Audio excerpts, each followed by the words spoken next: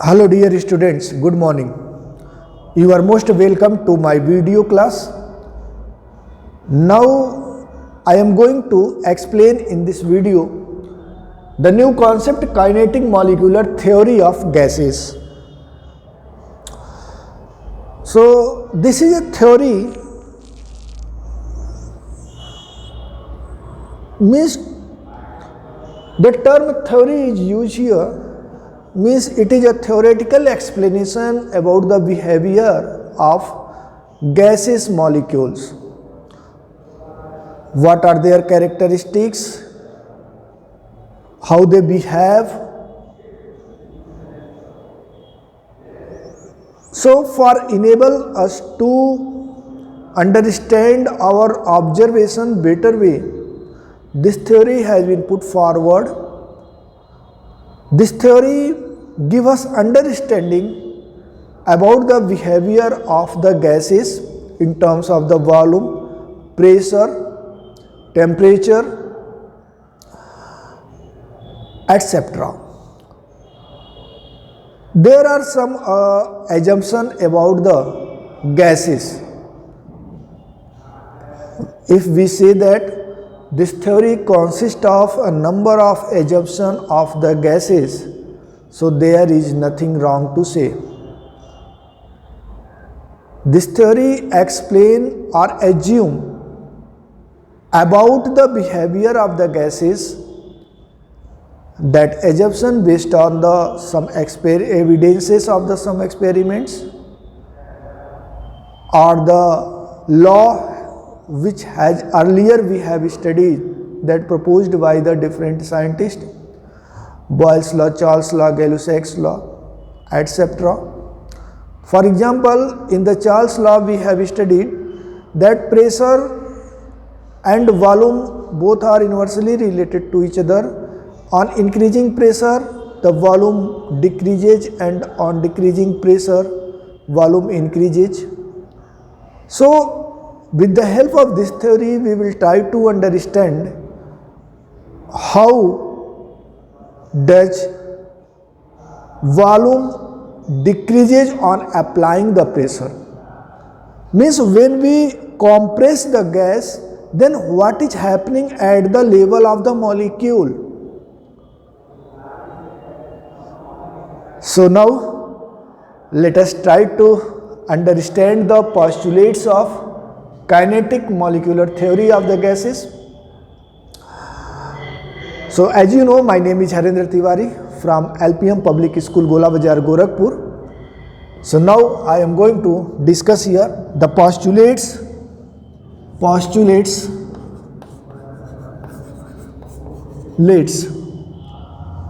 of kinetic molecular theory of gases. Gases consist of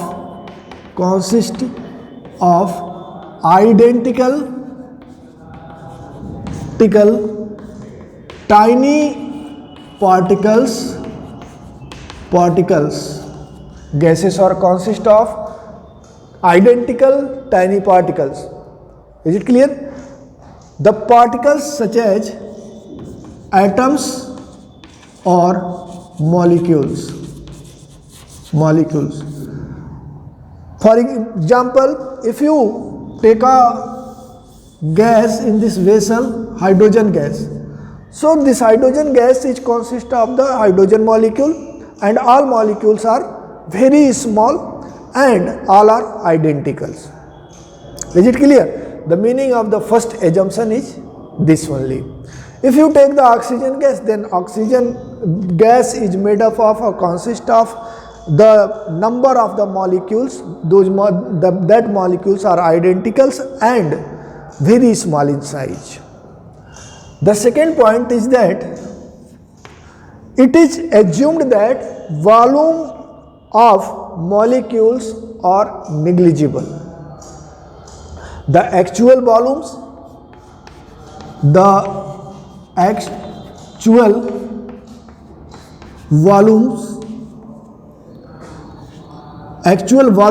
of molecules of gas is negligible. Negligible as compared to or in comparison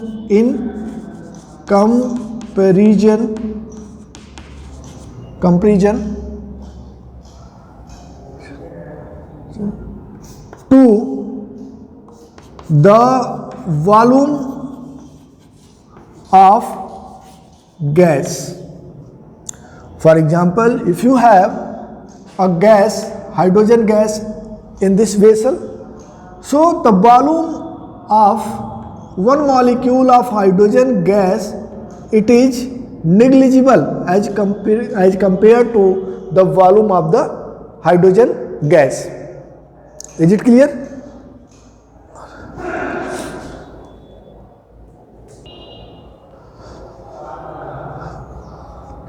Clear this point?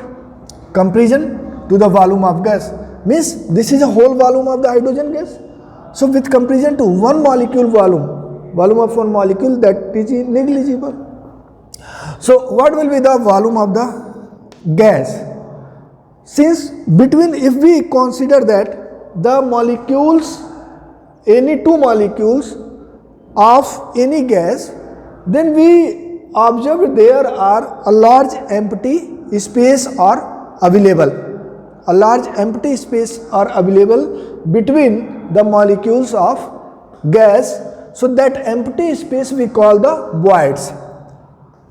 A large empty space is available. Large empty space is available between the molecules of gas, which is called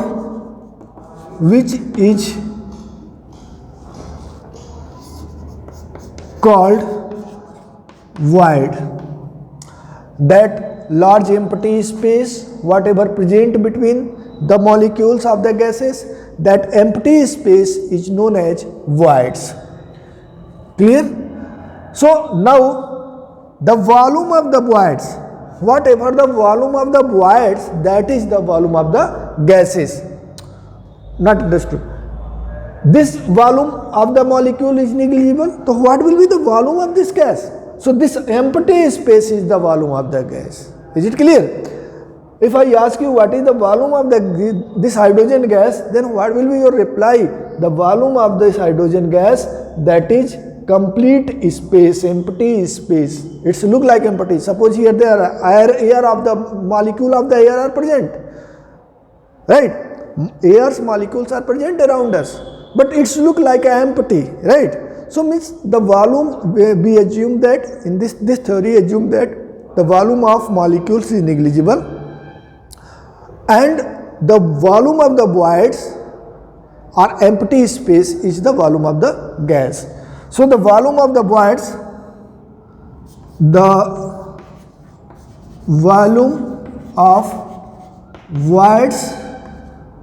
or empty space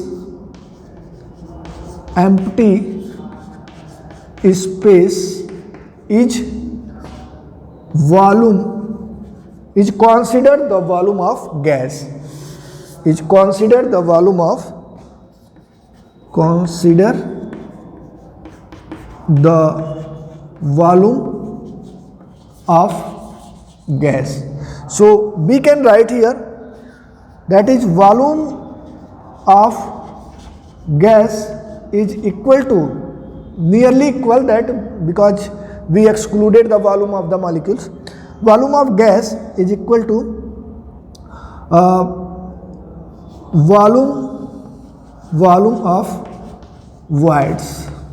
volume of voids. This is the third assumption. Now fourth, between the gaseous molecule, it is this theory assume that there is no force of attraction. So force of intermolecular force of attraction between the molecules of the gases, intermolecular forces of attraction between the molecules of gas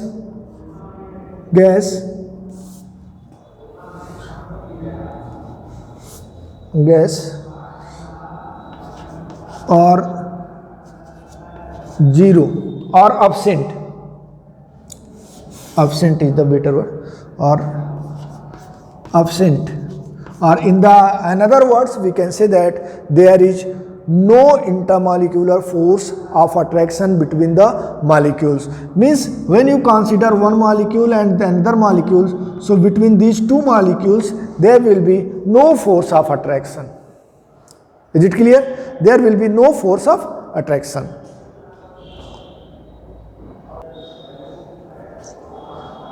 Or absent at condition at ordinary temperature and pressure,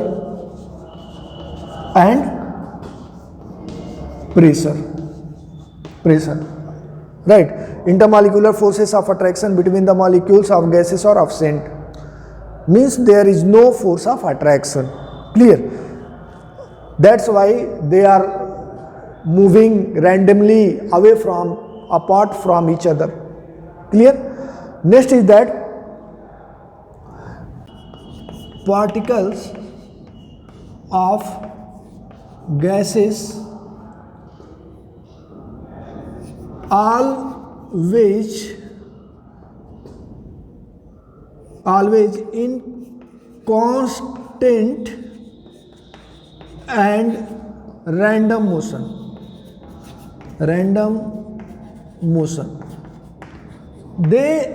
They are always, if you consider the particles of the gas, so the particles of gas always with a constant speed, they are moving randomly here to there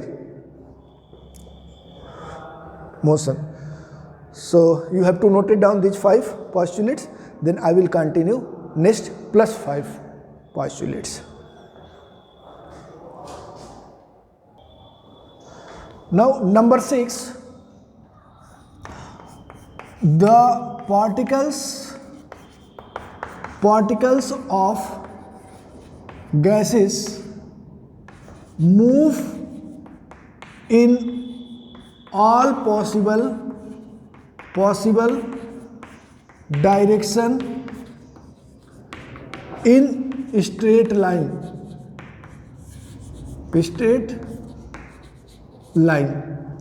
Means they are in random motion in all possible direction.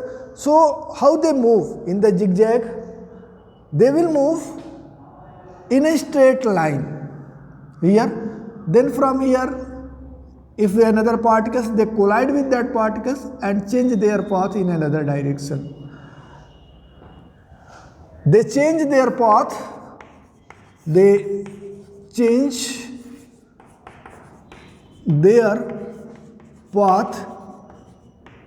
after collision.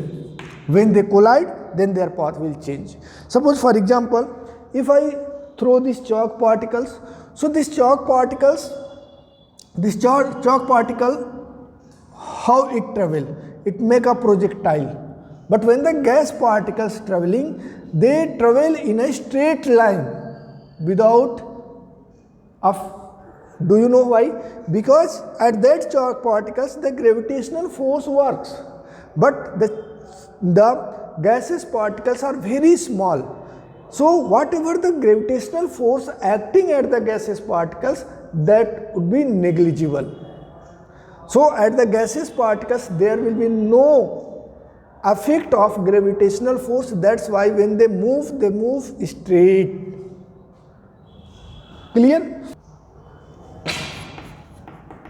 Direction. Number 7, the pressure of the gas due to the collision of gas particles at the wall of container, or we can say that they exert pressure due to the collision.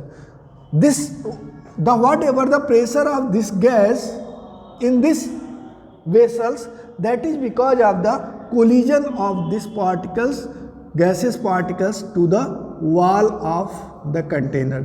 They continuously move and collide with the wall of the container, so they exert the pressure. So this is 7th statement, is that the pressure of the gas due to the collision of the gas particles at the wall of the container. Next is that each collision is elastic in nature.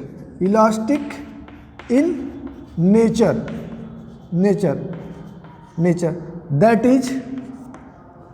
is they do elastic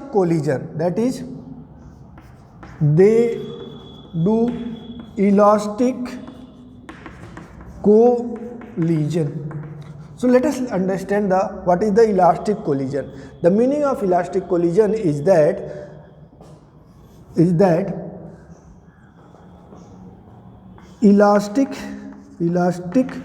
collision means no loss of energy. There will be no loss of energy during collision. When the one gas particles collide with another gas particles, so during that times there will be no loss of the energy. So this is the meaning of elastic collision. Why this postulate has been assumed for the gas particles? As we know that when two bodies collide with each other, then there will be exchange of energy or loss of the energy. That is absolutely there, loss of energy, loss of momentum. But during this collision of the gas molecule collide with each other, there will be no loss of energy, no loss of the momentum. Their momentum is conserved, their energy is conserved. The reason behind it that when gases move apart, particles go away from each other, then their attractive force is dominating. But when the particles come close near to each other, these particles coming near to these particles, so repulsive force is dominating. The particles coming closer to each other, force of repulsion is appear, or we can say that dominating. The force of repulsion, because of the force of repulsion between these two particles force of repulsion arises. So due to that, the particles does not touch these particles. They do not touch each other. Right? Now the particles coming for colliding, come and go away. They comes and go away. Because of the repulsion arises between these two particles, when they approaches near to each other, and due to that repulsion they could not able to touch each other. But this phenomena is called collision. So their energy is conserved. There no loss of energy. Another point observation, practically how we assume this hypothesis, because you think suppose during collision takes place, right? And during each and every collision some amount of energy loss of the some energy amount, right? So after some times, due to the gradually loss of energy because of the collision of the particles, the gaseous existence will be vanished.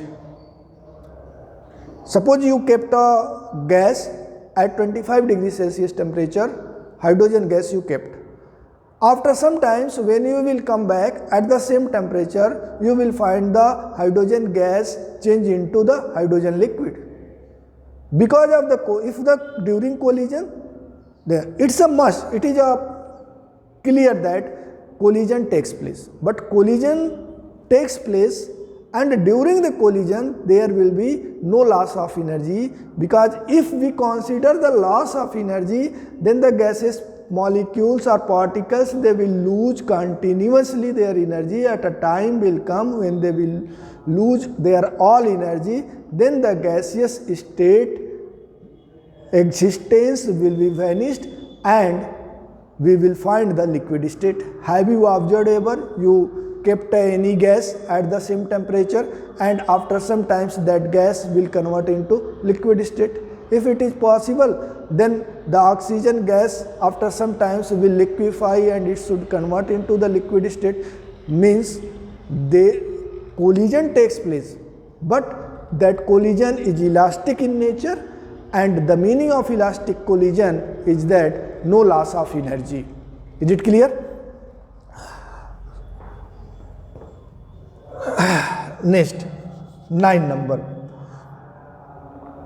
9 number is that the average kinetic energy. It's about that average kinetic energy.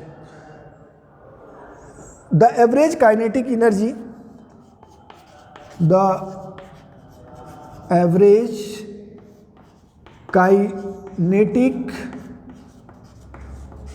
energy is directly proportional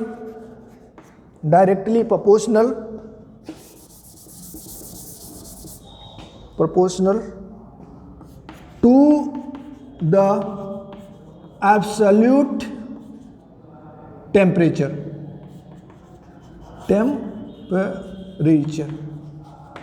Absolute temperature. Average kinetic energy directly proportional to absolute temperature. It does not depends on the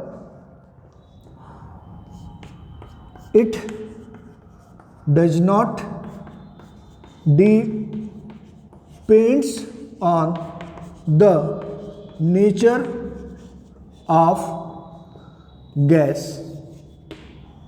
Means either if you take the hydrogen gas at temperature T, so what will be the average kinetic energy? That will be same for 1 mole of the chlorine gas at the same temperature. That will be same for 1 mole of oxygen gas at the same temperature. Now in this lecture we will prove this, कि how and why the average kinetic energy is directly proportional to temperature and why it is not depending upon the nature of the gas. Clear? Last, number 10,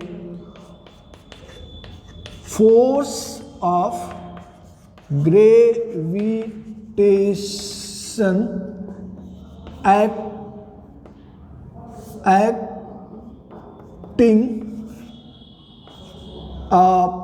acting at particle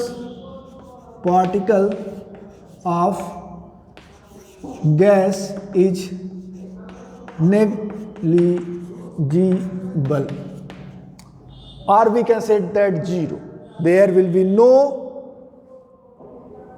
any effect of gravitational force at the particles of the gas. Clear?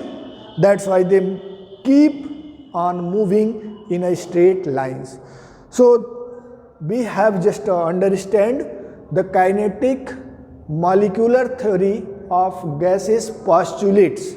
postulates of kinetic molecular theory of the gases, and with the help of these postulates we are able to explain that pressure, volume, collision, their random motion, and their random motion in straight line, their dependency, average kinetic energy depends how at the temperature despite of their nature. So first of all you have to note it down it, then I will continue the next part.